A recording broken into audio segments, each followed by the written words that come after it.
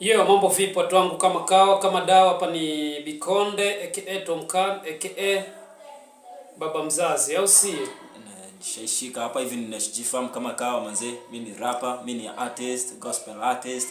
Yeah, na kichwa imejaa the word of God. So we are doing this for the kingdom of heaven. Okay. Oi. Sunday ulikuwa church? Sunday tulikuwa church vizuri sana. Unakumbuka chenye mlifundishwa kanisani? Yeah, I remember very well. Hebu tuambie basi na sisi tusikie. Si hatukwenda kanisani. Okay, Sunday tulienda church vipoa sana na tukaweza kufunzwa. We were praying for tulikuwa tunafunzwa the principles of prayer na ilikuwa fresh kabisa. By the way, big up to Reverend Mushangi Richard. Wa kanisa gani? Tumaini Full Gospel. Iko side gani? Yeko Moyoko. Jedorai Moyoko. Okay. So tuliweza kufunzwa poa sana. It was speaking about principles of prayer. As in, unajua maombi iko na principles zake. Nakumbuka one thing, tuliambiwa maombi pia unajua ni kazi na inafanya kazi. Unacheki? Ni kweli. So lazima ufanyie maombi kazi. Unaona hiyo maombi ni kazi yenyewe unaifanyia. Unaona? Nayo maombi ikianzia kukufanyia kazi utajua yenyewe pia maombi ni kazi. Ni kazi na inafanya kazi. Yenyewe. So you must pray. Unaona? Ukiomba naye Mungu atakujibu. Na lazima uombe maombi yako serious. Unacheki? Lazima uchukulie maombi yako serious ndio Mungu nawe akwe serious na wewe. Unacheki? Tuseme kama mimi ni best yako alafu sifanyangi serious na wewe, unaona ni joke nini na nini. Unajua pia watanichukulia joke hivyo.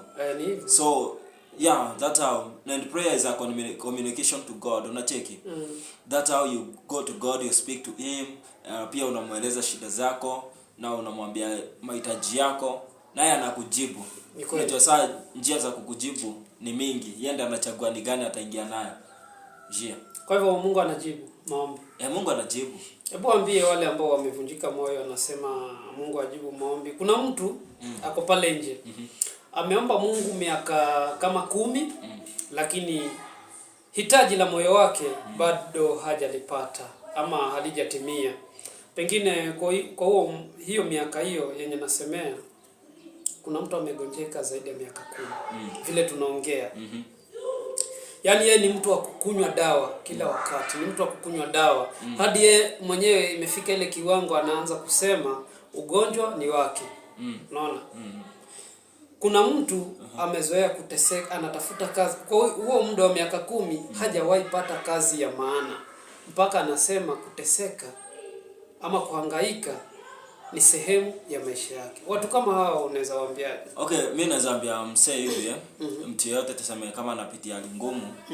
Jana actually nakumbuka jana tukiwa church tulikuwa midweek service jana. So there was a certain preacher mwenye alikuja, alikuwa mgeni wa kutoka Embu. Na aliweza kutufunza sana. Akatuambia wakati unapitia afflictions, Mungu uanga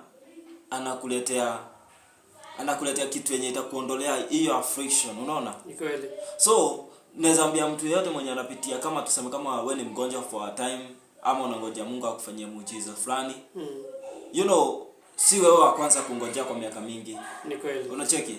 So na Bible inaniambia hakuna kitu mgeni hapa chini ya jua. Unacheki? So kama wewe umepitia, tuseme kama umepitia uchungu na mpaka unaona ni kama Mungu asikii maombi. Jua Mungu anasikia. Na our God is not God of blame. Unacheki? Mungu hataki lawama. Weke Mungu lawama. Akisema ningoje, ngoje. Wewe ukiomba sio wewe utajibu. Unacheki? Yeye ndiye atajibu. Ni kwa maana naye Mungu aweze jiomba. Unacheki? Juu yako nacho yeye hawezi jiomba. Wewe ndio unaomba anakupa.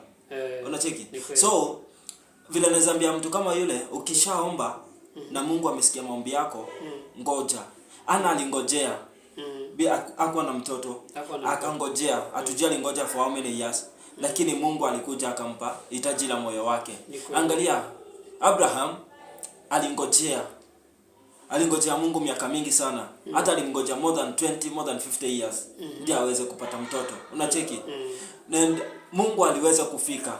Kuna wakati inaweza fika unaone ni kama umengoja Mungu sana, acha umsaidie. usaidia Mungu mwenyewe.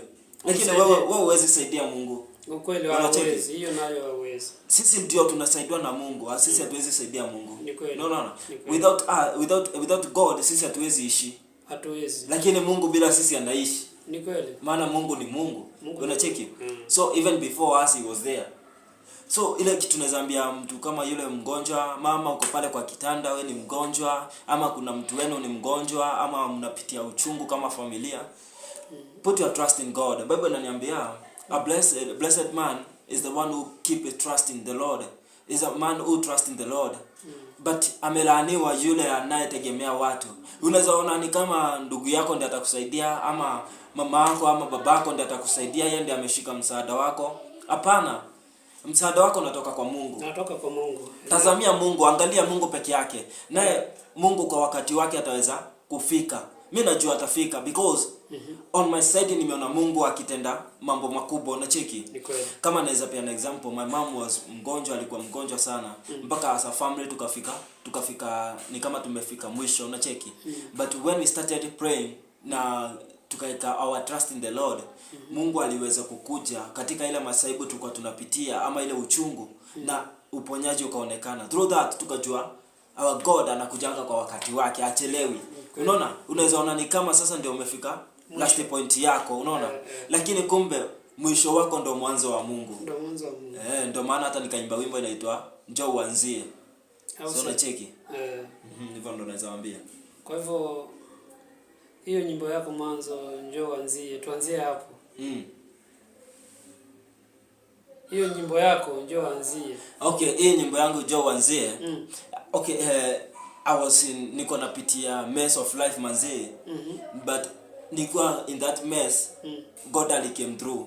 Akaniambia as in ile God alikuja aliniinspire, aliweka wimbo ndani yangu. Juu nilikuwa nimepitia mambo. So wimbo ikaingia ndani yangu. Ulikuwa naimba, yani ninaambia Mungu nimefika mwisho, njoo uanzie. Sioni mbele wala sioni nyuma. Wewe njoo uanzie. Unaona? So and through that nikakuwa naimba, kumbe unajua ukiwa artist ama ukiwa tuseme kama ukiwa minister of word, Mungu anaweza kupitisha kwa jambo sio ati kwa masomo yako wewe, ni kwa mtu mwingine anataka kufikia wewe through your affliction, anataka kufikia mtu mwingine. Unacheki? So mimi venye aliniaka hiyo wimbo nikipitia hayo machungu ama hayo mambo nilikuwa napitia, ilikuwa kumbe hii wimbo nikiandika ndio iweze kuinspire someone. Ni kweli. Actually hata nachukua hii nafasi nishukuru Mungu kwa sababu because kuna one of my fan aliniambia hivi, Nesh, unaona hii wimbo yako Njoo Uanzie? Kila time nikifungua job mahali nafanya kazi, siwezi fanya kitu kingine kama sijaweka hii wimbo kwanza nisikilize. So that thing iliweza kuninspire so much, nikamwambia Mungu, then God you had a purpose. Jo, mimi niliimba tu venye uliniambia niimbe. Lakini kumbe wao ulikuwa unajua Mungu hii wimbo ikisharekodiwa itaenda kufikia watu wengine. Unajua sasa kama wewe Mungu ametayarisha nyimbo kwako, kwa akili yako amekujaza mistari, au si? Kweli. Vile amejaza mistari kwa akili yako, pale nje pia kuna watu wametayarisha kwa kusikiza. Kweli. Kwa hivyo si bure. Si bure. Naona? Si bure. Kwa hivyo mimi sina mengi manzee, mimi kama Bikonde manzee sina mengi hapa, naona ndo tumefika mwisho wa kipindi chetu. Siku ya leo tulikuwa tuko na mtumishi Nesh G Farm kutoka kanisa la Full Gospel Church Tumaini, linapatikana Mwihoko. What I see now is broken chains. Kwa hivyo hadi kesho wakati kama huu tutarudi hapa tena kwa Bikonde TV na tuendelee na kuongea. Barikiwe. Barikiwe sana. Amen.